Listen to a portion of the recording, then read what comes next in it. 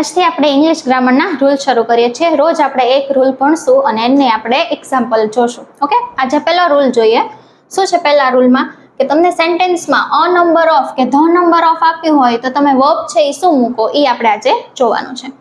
જો વાક્યમાં અ number of હોય તો તમારું વર્બ છે ને એ પ્લુરલ આવશે.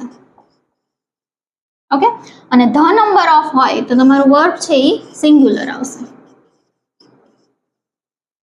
ઘણા છોકરાઓને એવું થાય કે અ છે, અ નંબર ઓફ છે એમાં અ છે એટલે સિંગ્યુલર વર્બ આવશે, પણ અ નંબર ઓફ હોય ત્યારે વર્બ હંમેશા શું આવે તો કે પ્લુરલ આવે, એટલે કે બહુવચન વાળું આવે. ઓકે, તમે જુઓ તો કે a number of employees are working remotely. A number of છે, અ છે. ઓકે, અહીંયા શું છે તો કે આર છે, એટલે કે પ્લુરલ વર્બ છે. તો કે આ વાક્ય છે એ શું છે તો કે સાચું છે. એની નીચે જોઈએ તો કે a number of employees is working remotely. Is આવે નહીં, શું આવે તો કે આર આવે. સિંગ્યુલર વર્બ અ સાથે આવે નહીં, એટલે કે આ સેન્ટેન્સ છે એ શું છે ખોટું છે.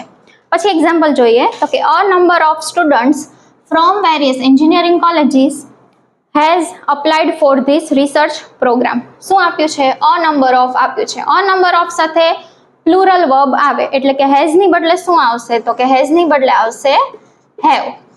ઓકે, અ નંબર ઓફ સાથે પ્લુરલ વર્બ આવશે, ધ નંબર ઓફ સાથે સિંગ્યુલર વર્બ આવશે.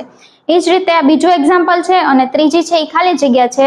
એ બેમાં શું જવાબ આવશે એ તમારે વિડીયોના નીચે કોમેન્ટ કરજો.